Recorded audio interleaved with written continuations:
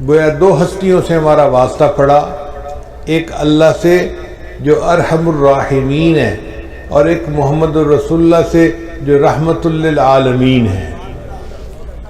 کسی شاعر نے کیا اچھی بات کہی، یا رب تو کریمی و رسول تو کریم، اے رب آپ بھی کریم ہیں اور آپ کے رسول صلی اللہ علیہ وسلم بھی کریم ہیں، صد شکر کے ہستیم میان دو کریم۔ میں اللہ کا شکر ادا کرتا ہوں کہ میرا معاملہ دو ہستیوں کے درمیان ہے جو دونوں کریم ہیں۔ اب اللہ تعالیٰ کے ارحم الراحمین ہونے کا ذرا نظارہ دیکھیے۔ اللہ رب العزت کی رحمت کے دو نام ہیں، ایک ہے رحمان اور ایک ہے رحیم۔ تو طالب علم کے ذہن میں بات آتی ہے کہ دو نام کیوں ہیں؟ اس کی ایک وجہ ہے، ایک ہوتا ہے بندے کا مالدار ہونا، یہ ایک الگ صفت ہے، اور ایک ہوتا ہے بندے کا سخی ہونا، یہ الگ صفت ہے۔ کئی دفعہ بندہ مالدار تو ہوتا ہے، سخی نہیں ہوتا تو مال کس کام کا۔ کئی بندہ سخی تو بڑا ہوتا ہے، پلے کچھ نہیں ہوتا تو اس کی سخاوت کس کام کی۔ مزہ تو تب ہے کہ مال بھی کثرت کے ساتھ ہو اور سخاوت بھی خوب ہو۔ تو رحیم کا جو نام ہے نا اللہ تعالیٰ کا، اس کا معنی ہے کہ اللہ تعالیٰ کی رحمت بے انتہا ہے، اور رحمان کا مطلب کہ اللہ کی رحمت خرچ بھی بے انتہا ہو رہی ہے۔ آپ دیکھیں اللہ وہ ذات ہے جس کی رحمت اپنوں پہ بھی دنیا میں خرچ ہو رہی ہے، پرایوں پہ بھی ہو رہی ہے، مومنوں پہ بھی ہو رہی ہے، کافروں پہ ہو رہی ہے۔ کافروں کو اولاد کون دیتا ہے؟ کافروں کو صحت کون دیتا ہے؟ کافروں کو عزت کون دیتا ہے؟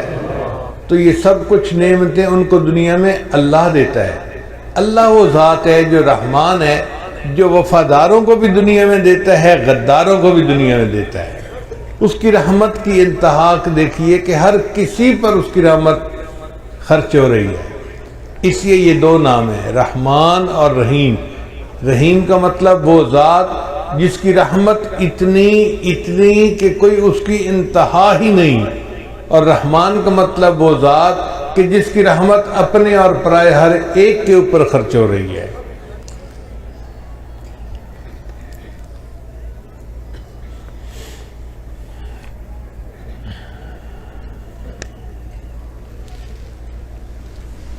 حدیث مبارکہ میں آتا ہے کہ اللہ رب العزت نے اپنی رحمت کے 100 حصے کیے، اور ان میں سے ایک حصہ اللہ نے مخلوق میں تقسیم کیا۔ یہ جو مخلوق میں محبتیں نظر آتی ہیں نا، ماں کو محبت اولاد سے ہے، خامد کو بیوی سے ہے، بیوی کو خامد سے ہے، بھائی بہن کی محبت، دو بھائیوں کی محبت، پیر کو مرید سے، مرید کو پیر سے، استاد شاگرد، شاگرد استاد۔ مخلوق میں جتنی محبتیں نظر آتی ہیں یہ اس ایک حصے کے آگے حصے در حصے ہیں جو ہمیں ملے ہیں۔ اب آپ غور کیجئے کہ اگر وہ کھرب حصہ جو کسی ایک ماں کے حصے میں آیا، اس کی وجہ سے ماں کو اولاد سے اتنی محبت ہوتی ہے، تو جس پروردگار کے پاس 100 حصے رحمت ہے اس کو بندوں سے کتنی محبت ہوگی۔ ہم تو اس کا اندازہ ہی نہیں لگا سکتے۔ سچی بات تو یہی ہے کہ رحمت تو اللہ کے پاس ہے، یا پھر رحمت للعالمین کے پاس ہے، اور باقی تو سارے پانی کے بلبلے ہیں۔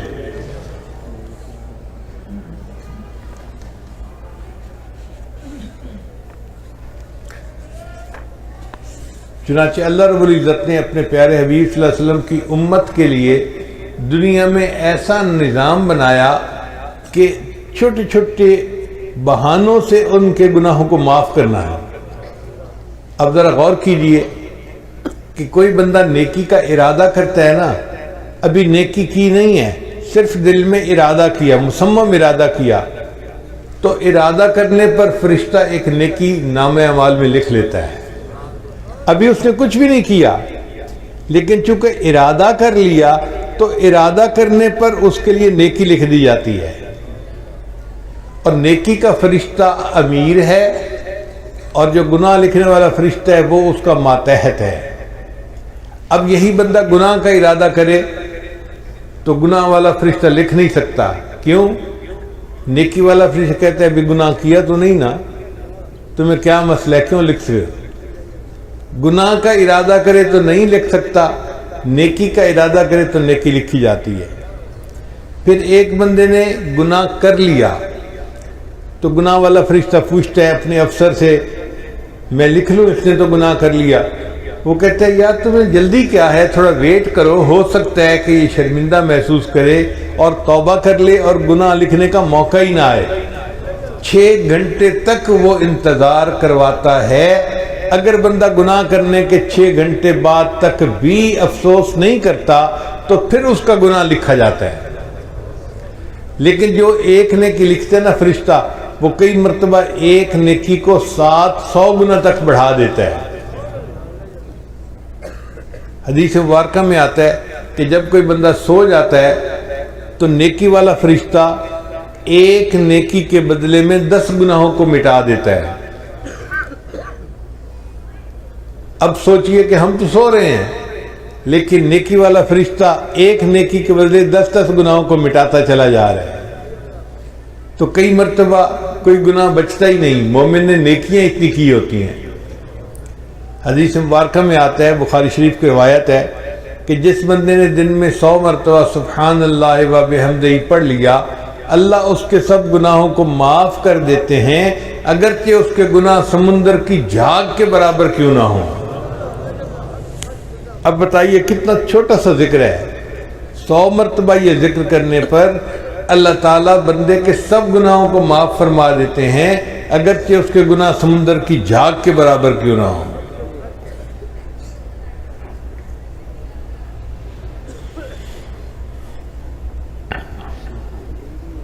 پھر اللہ تعالیٰ نے دل کی ندامت کو توبہ بنا دیا۔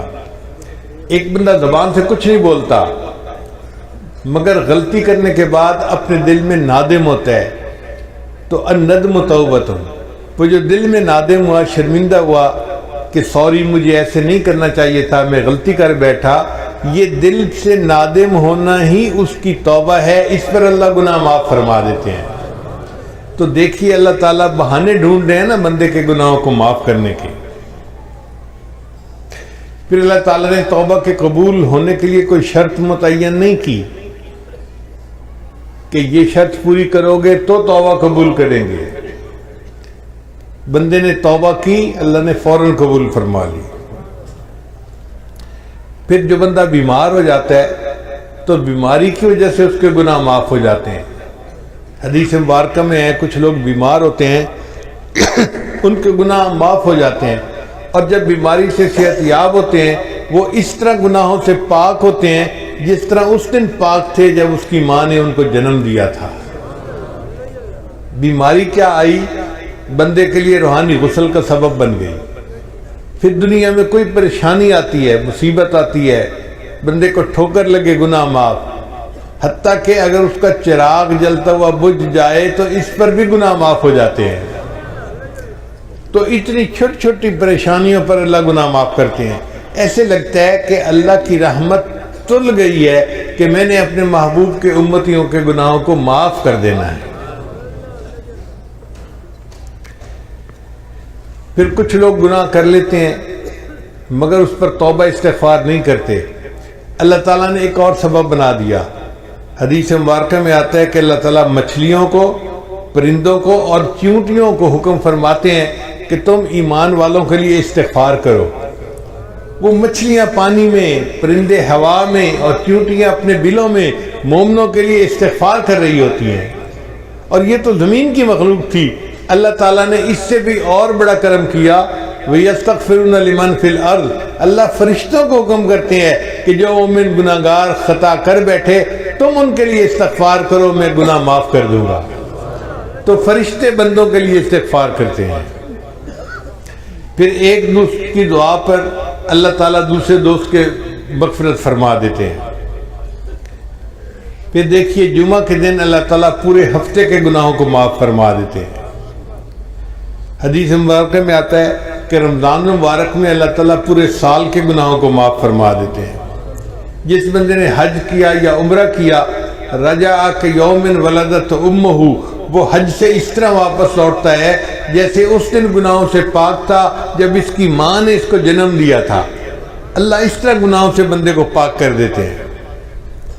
حدیث مبارکہ میں آتا ہے کہ جو عورت اپنے خامن سے حاملہ ہوتی ہے تو جس لمحے اس کو حمل ہوتا ہے زندگی کے پچھلے سب گناہوں کو اللہ معاف فرما دیتے ہیں۔ پھر وہ جب بچے کو جنم دیتی ہے تو بچے کو جس وقت جنم دیتی ہے دوبارہ اس کی زندگی کے سب گناہوں کو معاف کر دیا جاتا ہے۔ پھر وہ بچے کو دودھ دیتی ہے، پالتی ہے۔ اب یہ بچہ جب بولنے کے قابل ہوتا ہے، اگر یہ بچہ سب سے پہلے اللہ کا نام زبان سے نکالے، اللہ تیسری مرتبہ پھر اس کے زندگی کے سب گناہوں کو معاف فرما دیتے ہیں۔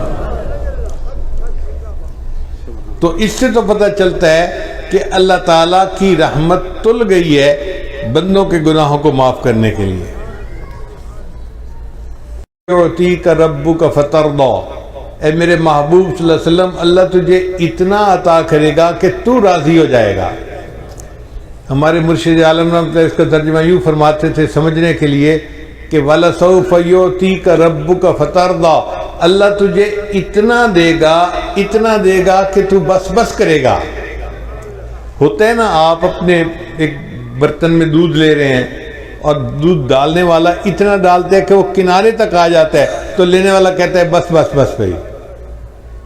تو اس آیت کا ترجمہ یہی ہے، اللہ فرماتے ہیں میرے محبوب اللہ تجھے اتنا دے گا کہ تو بس بس کرنے لگ جائے گا۔ جب نبی علیہ الصلوۃ والسلام پر یہ آیت اتری تو نبی علیہ السلام نے فرمایا کہ اللہ نے مجھ سے وعدہ کیا ہے میں تجھے اتنا دوں گا کہ تو بس بس کرے گا، اور میں اس وقت تک راضی نہیں ہوں گا جب تک میرا آخری امتی بھی جنت میں نہیں چلا جائے گا۔ اللہ اکبر کبیرہ۔ چنانچہ حدیث پاک میں آتا ہے کہ محشر کا میدان ہوگا، فرشتے کہیں گے نبی علیہ السلام کو کہ آپ ممبر کے اوپر بیٹھیے۔ نبی علیہ السلام ممبر پر نہیں بیٹھیں گے، کیوں؟ ایسا نہ ہو کہ میں ممبر پر بیٹھوں اور ممبر جو ہے اس کو اڑا کر جنت پہنچا دیا جائے اور میری امت کا پیچھے حساب باقی رہ جائے۔ نبی علیہ السلام انتظار کریں گے کہ جب حساب مکمل ہو جائے گا تب میں ممبر پر بیٹھوں گا، پھر میں جنت میں جاؤں گا۔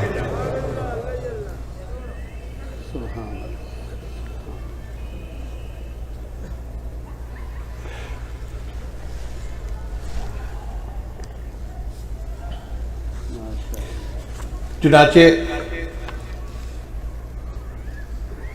نبی علیہ السلام نے ایک مرتبہ دعا مانگی کہ یا اللہ میری امت کا حساب میرے سپرد فرما دیجیے۔ اللہ تعالیٰ نے پوچھا میرے محبوب صلی اللہ علیہ وسلم آپ ایسی دعا کیوں کر رہے ہیں؟ اے اللہ یہ دعا میں اس لیے کر رہا ہوں کہ میں نہیں چاہتا قیامت کے دن میری امت کے گناہوں سے باقی دنیا واقف ہو۔ جب میں نے حساب لینا ہوگا تو میں حساب لے لوں گا اور کسی کو پتہ بھی نہیں چلے گا کہ میری امت کے کرتوت کیا تھے۔ تو اللہ تعالیٰ نے فرمایا میرے محبوب صلی اللہ علیہ وسلم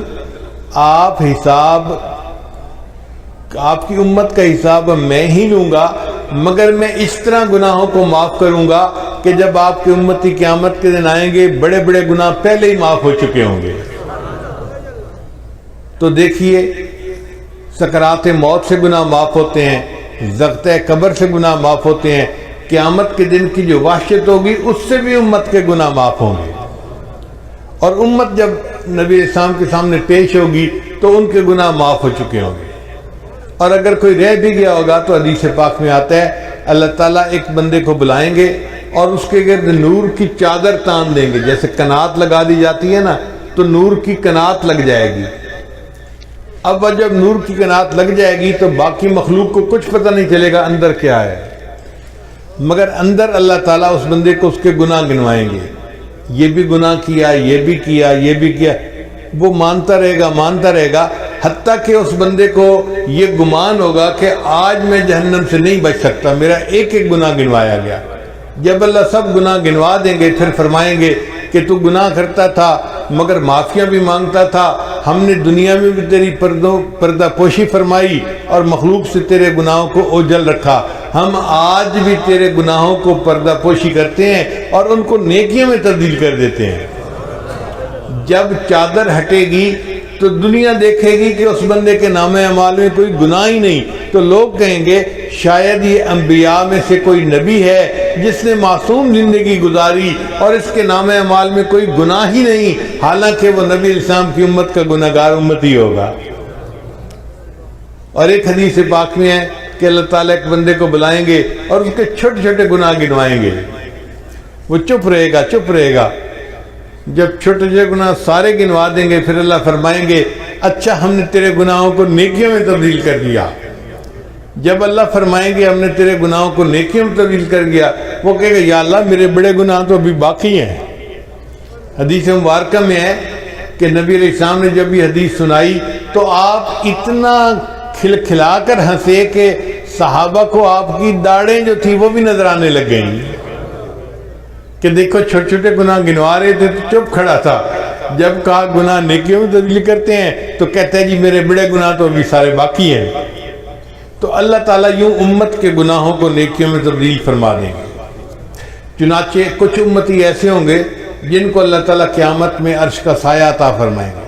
7 تو وہ حضرات ہیں جن کا ایک ہی حدیث میں تذکرہ ہے، اور باقی وہ لوگ ہیں جن کا مختلف اور احادیث میں تذکرہ ہے۔ ان تمام کا مجموعہ میں آج آپ کے سامنے کر دیتا ہوں تو آپ حیران ہوں گے کہ اتنے لوگ عرش کے سائے میں ہوں گے کہ لگتا ہے کہ ہر بندہ کہیں نہ کہیں فٹ ہو ہی جائے گا۔ ایک امام عادل جو بادشاہ ہو مگر انصاف کرنے والا ہو، اس کو اللہ تعالیٰ عرش کا سایہ عطا فرمائیں گے۔ ایک نوجوان جو جوانی میں عبادت کرنے والا ہو۔ اب طلباء مدرسے میں جتنے ہوتے ہیں یہ جوانی کے عالم میں اللہ کی عبادت کرنے والے ہوتے ہیں۔ اس کا مطلب یہ کہ مدارس کے طلباء تو سارے کے سارے ہی عرش کے سائے کے نیچے ہوں گے۔ پھر جس بندے کا دل مسجد میں اٹکا ہوا ہو کہ یہ ایسے بوڑھے ہوتے ہیں نا، بڑھاپے میں اور تو کام ہوتا کوئی نہیں تو وہ نمازوں کے لیے مسجد میں جاتے ہیں اور مسجد کے کھوٹے بن جاتے ہیں، تو جن کا دل مسجد میں اٹکا ہوا ہو وہ بھی قیامت کے دن عرش کے سائے کے نیچے ہوگا۔ وہ 2 شخص جو اللہ کے لیے ایک دوسرے سے محبت کرتے ہوں گے، جیسے 2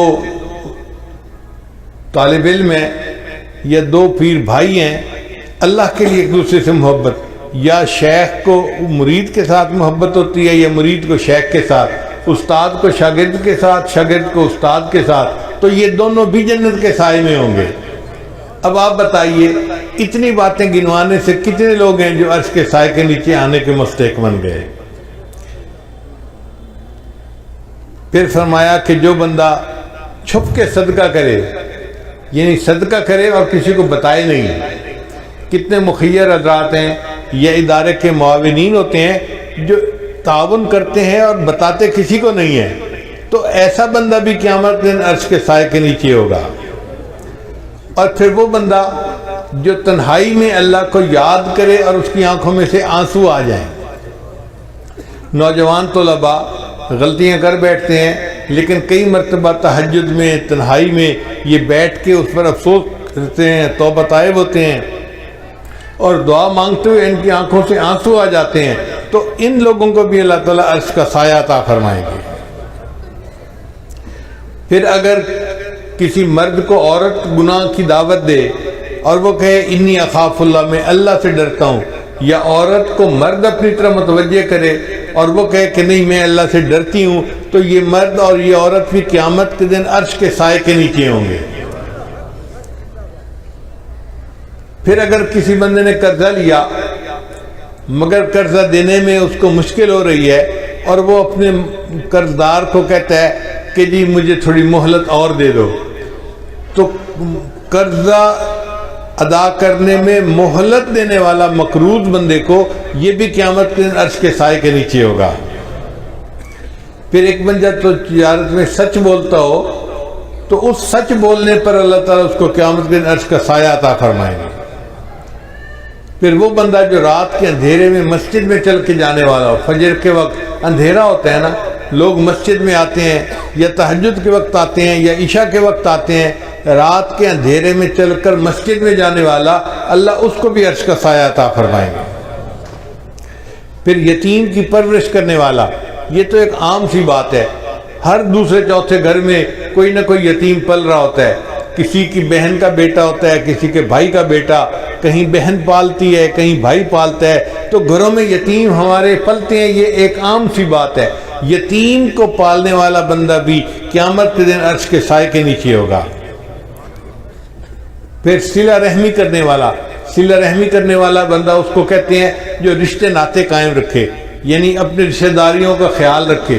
الحمدللہ ہمارا یہ معاشرہ ایسا ہے کہ جس میں مسلمان گھروں میں ایک دوسرے کے ساتھ رشتے نبھائے جاتے ہیں، خیال رکھا جاتا ہے، ایک دوسرے کی خوشی غمی میں اس کے ساتھ شریک ہوتے ہیں، ایک دوسرے کے ساتھ تعاون کرتے ہیں، ہر لحاظ سے محبت رشتے نبھاتے ہیں۔ یہ صلہ رحمی کرنے والا بندہ قیامت کے دن عرش کے سائے کے نیچے ہوگا۔ پھر وہ بیوہ عورت جو خامند کے مرنے کے بعد اس لیے نکاح نہ کرے کہ بچے چھوٹے ہیں، مجھے ان کی پرورش کرنی ہے، اگر میں دوسرا نکاح کر لوں گی تو میرے بچے رل جائیں گے۔ جو عورت اس لیے دوسرا نکاح نہیں کرتی، اپنے بچوں کی خاطر زندگی گزار دیتی ہے، یہ عورت بھی قیامت کے دن عرش کے سائے کے نیچے ہوگی۔ پھر وہ بندہ جو اللہ کے راستے میں جاگتا ہو، وہ بھی قیامت کے دن عرش کے سائے کے نیچے ہوگا۔ پھر وہ کام کرنے والا بندہ جو رشوت نہ لیتا ہو، یہ بھی قیامت کے دن عرش کے سائے کے نیچے ہوگا۔ وہ بندہ جو سودی کاروبار نہ کرتا ہو، یہ بھی قیامت کے دن عرش کے سائے کے نیچے ہوگا۔ پھر وہ بندہ جو مسلمان کے غم کو دور کرے، ضروری نہیں کہ مال پیسے سے غم دور ہوتا ہے، غم زدہ بندے کو دو میٹھے بول دو نا، اس کا غم کم ہو جاتا ہے۔ اس کو تسلی دینا، اس کو تشفی کر، اس سے محبت کی بات کر لینا، میٹھی بات کر لینا، اس کا دل کا غم دور ہو جاتا ہے۔ مومن کے دل کا غم دور کرنے والا یہ بندہ، یہ بھی قیامت کے دن عرش کے سائے کے نیچے ہوگا۔ پھر کثرت سے درود شریف پڑھنے والا، اب طلباء کثرت سے درود شریف پڑھتے ہیں، ایک حدیث میں کتنی بار صلی اللہ علیہ وسلم یہ درود شریف ہے، تو اس پر اللہ تعالیٰ ان کو قیامت کے دن عرش کا سایہ عطا فرمائیں گے۔ پھر سنت کو زندہ کرنے والا، جو بندہ نوجوانی میں آج چہرے کے اوپر داڑھی سجاتا ہے، یہ سنت کو زندہ کرنے والا نوجوان ہے، اس کو اللہ تعالیٰ اس عمل کے بدلے قیامت کے دن عرش کا سایہ عطا فرمائیں گے۔ پھر نماز کے وقت کا خیال رکھنے والا، جو باجماعت نماز پڑھتے ہیں، صاف ظاہر ہے وہ اپنی گھڑیاں دیکھتے رہتے ہیں، وقت کا خیال کرتے ہیں اور وقت پہ پہنچتے ہیں، ان کو تکبیر اولیٰ میں شامل ہونا ہوتا ہے۔ اللہ اس تکبیر اولیٰ کی پابندی سے اس کو بھی قیامت کے دن عرش کا سایہ عطا فرمائیں گے۔ ایسے لگتا ہے کہ اللہ تعالیٰ نے عرش کا سایہ بنایا ہی امت محمدیہ کے لیے ہے۔ سچی بات تو یہ ہے کہ ہر بندہ کہیں نہ کہیں عرش کے سائے میں آنے والے لوگوں میں فٹ ہو جاتا ہے۔ تو رحمت للعالمین دیکھیے نبی علیہ السلام کی کہ انہوں نے اللہ سے دعائیں مانگی اور اللہ نے ان کی امت کے لیے ایسے آسانیاں فرما دی۔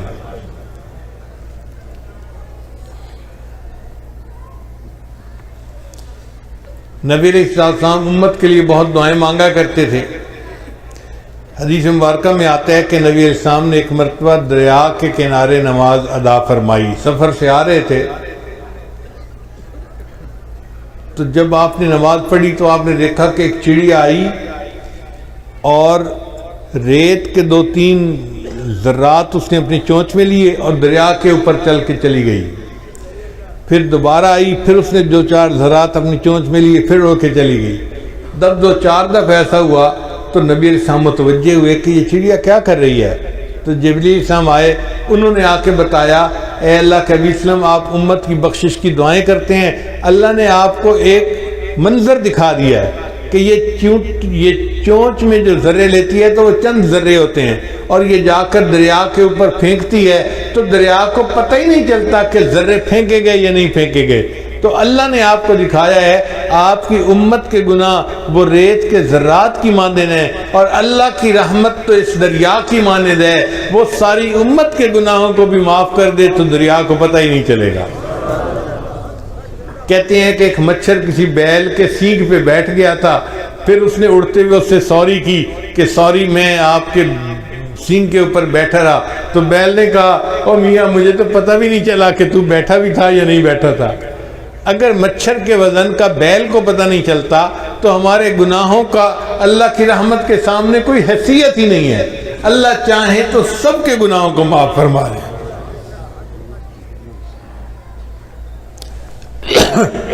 اور اللہ تعالیٰ نے ایک وعدہ فرمایا ہے، یوم لا یخزی اللہ النبی والذین آمنوا معہ، قیامت دن اللہ تعالیٰ اپنے نبی علیہ السلام کو اور ان کے ساتھ جو ایمان لانے والے ہوں گے ان کو رسوا نہیں کرے گا۔ تو اللہ نے مومنوں سے وعدہ کیا ہے کہ وہ ان کو قیامت دن رسوا نہیں کرے گا۔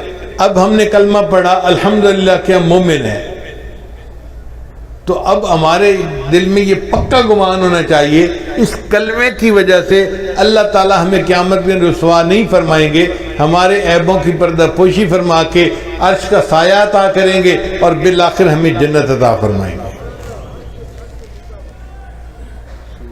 علماء نے لکھا ہے کہ نکاح جو ہوتا ہے نا یہ ایجاب و قبول ہوتا ہے، دلہن کی طرف سے ایجاب اور خامد کی طرف سے قبول، تو وہ دلہن بن گئی۔ اسی طرح ایمان بھی ایجاب و قبول کی مانند ہے، جب نکاح ہوتے ہیں نا تو دلہا دلہن کو لے کے اپنے گھر آ جاتا ہے کیونکہ ایجاب و قبول ہو چکا۔ جس نے کلمہ پڑھا ایمان لے آیا گویا اس نے اللہ کے ساتھ ایجاب و قبول کر لیا، اب اللہ اس بندے کو اپنے گھر جنت میں لے کر جائیں گے کلمے کی بنیاد پر، باقی عمل سارے ایک طرف رکھ دیں۔ جب تک بکے نہ تھے کوئی پوچھتا نہ تھا، جب تک بکے نہ تھے کوئی پوچھتا نہ تھا، تم نے خرید کر ہمیں انمول کر دیا۔ اللہ تعالیٰ قرآن مجید میں فرماتے ہیں ان اللہ اشتری من المؤمنین انفسهم واموالهم بان لهم الجنہ، اللہ نے مومنوں سے ان کے جان اور مال کو جنت کے بدلے میں خرید لیا ہے۔ تو اللہ ہمیں خرید چکے ہیں، جب خرید لیا ہے تو پھر اب وہ ہمیں رد نہیں کریں گے۔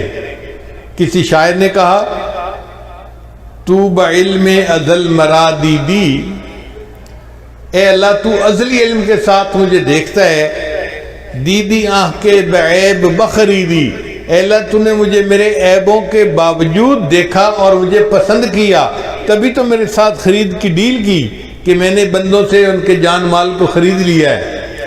تو بعلما ومن بعیبہما، اللہ تو وہی علم والا ہے اور میں وہی عیبوں والا ہوں، رد مکن آنچ خود پسندی دی، اللہ اس کو رد نہ کر جسے تو ایک دفعہ پسند کر چکا ہے۔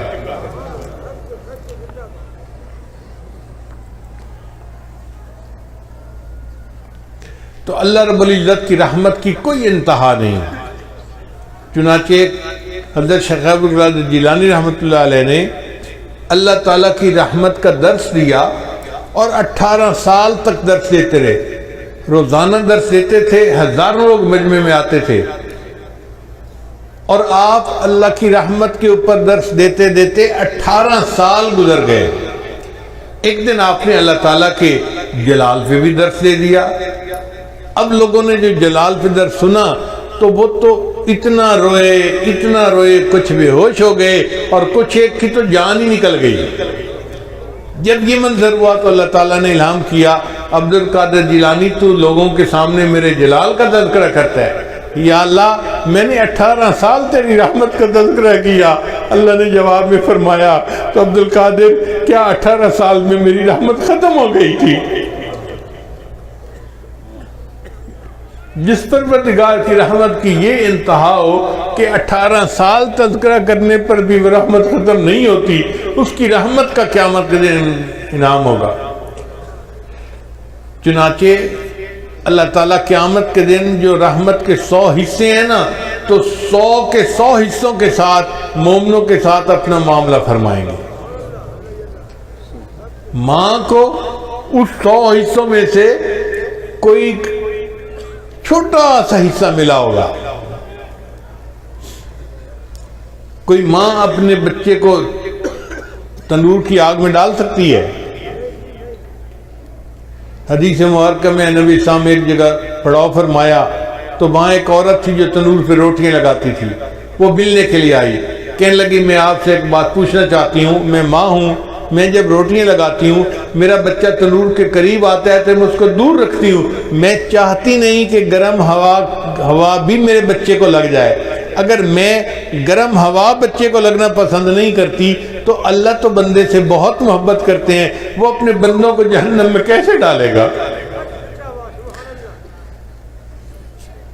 تو نبی علیہ السلام کی مبارک آنکھوں میں آنسو آ گئے۔ نبی علیہ السلام نے جواب دیا، اللہ تعالیٰ تو نہیں چاہتے کہ بندے جہنم میں جائیں، مگر جو اپنے پاؤں پہ خود کلہاڑی مارے اس کا کیا کیا جا سکتا ہے؟ وَمَا ظَلَمَهُمُ اللَّهُ وَلَكِنْ كَانُوا أَنفُسَهُمْ يَظْلِمُونَ، اللہ نے ان پہ ظلم نہیں کیا، انہوں نے اپنی جانوں پہ خود ظلم کیے ہیں۔ تو ہم گناہ کرتے ہیں اور پھر توبہ کرنا بھول جاتے ہیں، یہ ہماری کوتاہی ہوتی ہے، ورنہ اللہ تعالیٰ تو معاف کرنے کے لیے تیار ہیں۔ ایک گناہ میرا ماں پیو ویکھے تے دیوݨ دیس نکالا، ایک گناہ میرا ماں پیو ویکھے تے دیوݨ دیس نکالا، تے لکھ گناہ میرا اللہ ویکھے تے وہ پردے پاون والا۔ اللہ لاکھوں گناہ بندے کے دیکھتے ہیں، پھر بندے پہ پردے ڈال دیتے ہیں۔ جے ویکھاں اپنے عملاں وال تے کچھ نہیں میرے پلے، جے ویکھاں اپنے عملاں وال تے کچھ نہیں میرے پلے، جے ویکھاں تیری رحمت وال تے بلے بلے بلے۔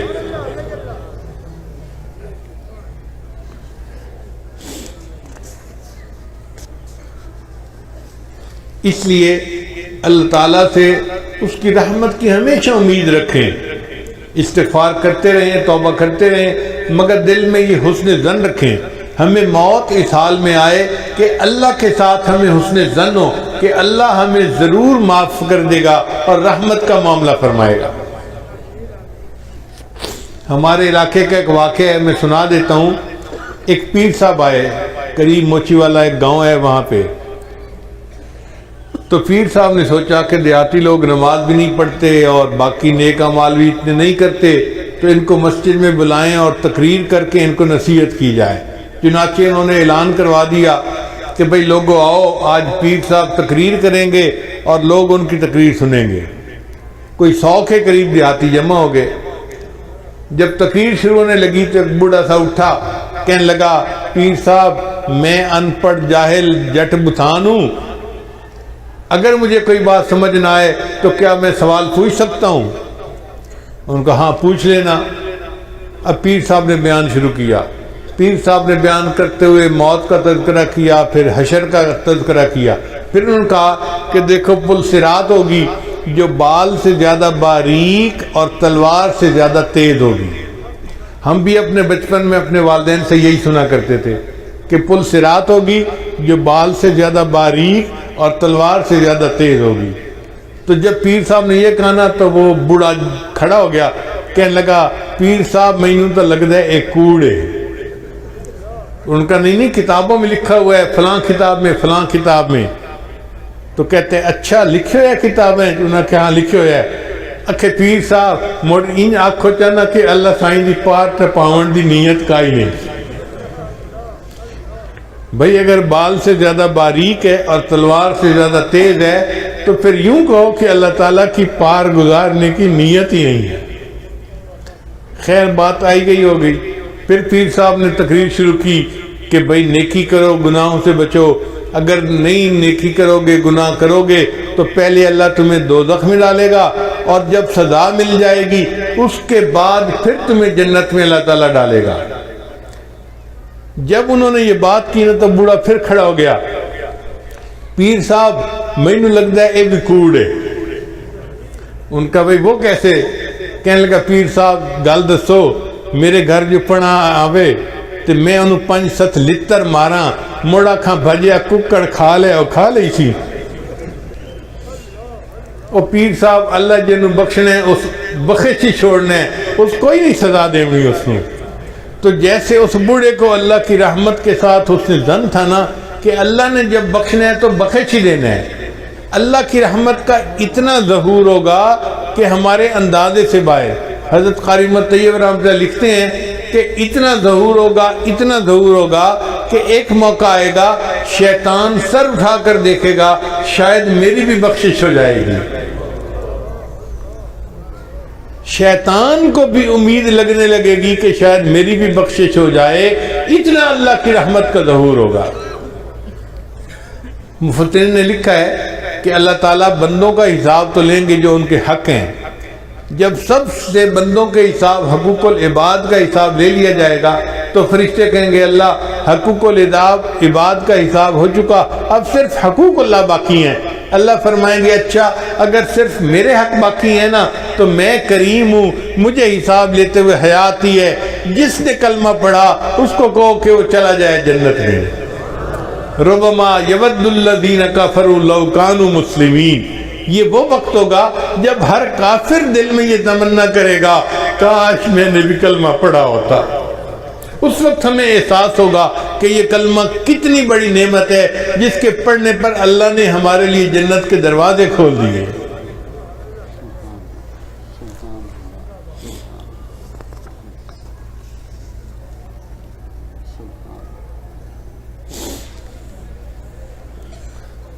ایک بزرگ لکھتے ہیں کہ قیامت کے دن اللہ تعالیٰ گناہگاروں میں اپنی رحمت کو تقسیم کریں گے تو فرشتے پوچھیں گے یا اللہ اب کس بندے کو کتنی رحمت دینی ہے، تو ہو سکتا ہے اللہ تعالیٰ قانون یہ بتا دے کہ بھئی جس کے گناہ جتنے زیادہ ہیں اس کو رحمت بھی اتنے حساب سے دے دو، تو جو زیادہ گناہگار ہوں گے نا اس کو زیادہ رحمت میں سے حصہ ملے گا۔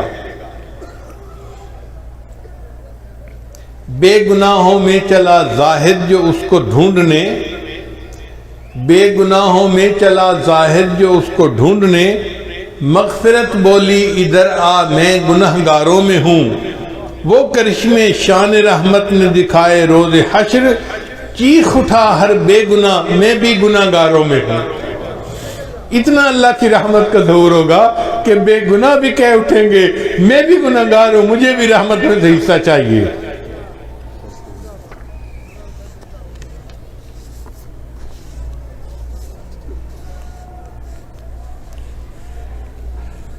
چنانچہ حضرت معاذ رضی اللہ عنہ کہتے ہیں کہ نبی علیہ الصلوۃ والسلام نے مجھے بلا کر کہا کہ اے بچے کیا تم جانتے ہو کہ اللہ کا بندوں پر کیا حق ہے اور بندوں کا اللہ پر کیا حق ہے؟ وہ کہتے ہیں کہ میں نے کہا کہ اللہ کے رسول آپ مجھے بتا دیجئے۔ فرمانے لگے کہ اللہ کا بندوں پر یہ حق ہے کہ بندے اس کے ساتھ کسی کو شریک نہ بنائیں، توحید کے اوپر پکے رہیں، اور جو بندہ توحید کے اوپر پکا رہے اس کا حق اللہ پہ یہ ہوتا ہے کہ اللہ اس کو جنت عطا فرما دے۔ ما من احد یشہد اللہ الہ الا اللہ وان محمد رسول اللہ صدقا من قلبہ الا حرمہ اللہ علی النار۔ یہ بخاری اور مسلم کی روایت ہے کہ جو بندہ دل کی سچائی کے ساتھ لا الہ الا اللہ محمد رسول اللہ پڑھ لیتا ہے اللہ تعالیٰ دوزخ کی آگ اس کے اوپر حرام کر دیتے ہیں۔ ایک مرتبہ سیدنا ابو ہریرہ عنہ نے دیکھا کہ نبی علیہ السلام گھر پہ نہیں تھے تو وہ ڈھونڈنے کے لیے نکلے۔ بنی نجار کا ایک باغ تھا تو اس کے اندر نبی علیہ السلام تشریف فرما تھے، اور اس باغ کا جو پانی تھا نا وہ ایک کھالی کے ذریعے سے باہر نکلتا تھا، وہاں سے دیوار تھوڑا ٹوٹی ہوئی تھی۔ ابو ہریرہ عنہ دروازے کی طرف جاتے اور اندر جاتے تو دیر لگ جاتی، ان کو جلدی تھی، وہ اس نالی سے کھالی جس کو کہتے ہیں نا وہاں سے باغ کے اندر داخل ہو گئے اور نبی علیہ السلام کے پاس حاضر ہوئے۔ تو نبی علیہ السلام نے فرمایا کہ ابو ہریرہ من قال لا الہ الا اللہ دخل الجنہ، جس نے لا الہ الا اللہ کہہ دیا وہ جنت میں سیدھا جائے گا۔ تو ابو ہریرہ نے کہا اے اللہ کے نبی میں لوگوں کو بتا دوں؟ فرمایا ہاں بتا دو۔ اے اللہ کے نبی میں ان کو بتاؤں گا، وہ کہیں گے تیرے پاس اس کی دلیل کیا ہے؟ تو نبی علیہ السلام نے اپنے نالین مبارک، اپنے جوتے مبارک دیے کہ یہ میرے جوتے لے جاؤ، یہ دکھا دینا کہ نبی علیہ السلام نے یہ دے کر مجھے بھیجا ہے۔ اب ابو ہریرہ اس باغ سے باہر نکلے، آگے عمر رضی اللہ عنہ سے ملاقات ہو گئی۔ تو ابو ہریرہ نے بتایا کہ نبی علیہ السلام نے فرمایا جس نے کہا لا الہ الا اللہ دخل الجنہ، جو لا الہ الا اللہ پڑھ لے گا اللہ اس کو جنت میں داخل کریں گے۔ تو عمر رضی اللہ عنہ پہ انتظام غالب تھا، انہوں نے ان کو جو دھکا دیا تو ابو ہریرہ تو پیچھے جا کے گرے، کہنے لگے اچھا میں جا کے نبی علیہ السلام کو شکایت لگاتا ہوں۔ ادھر ابو ہریرہ پہنچے اور ادھر عمر رضی اللہ عنہ بھی پہنچ گئے۔ ابو ہریرہ نے بتایا کہ اللہ کے وسلم میں نے ان کو بتایا تھا تو انہوں نے مجھے دھکا دیا اور میں گر گیا. تو نبی علیہ السلام نے پوچھا عمر تو نے ایسا کیوں کیا؟ تو عمر نے جواب دیا اخشا ان یتکل الناس علیہا، اے اللہ کے وسلم مجھے ڈر ہوا کہ اگر اس طرح کھول کے بتا دیں گے کہ لا الہ الا اللہ کہنے پر جنت مل جائے گی تو پھر لوگ عمل کرنے سے پیچھے رہ جائیں گے، سستی کریں گے.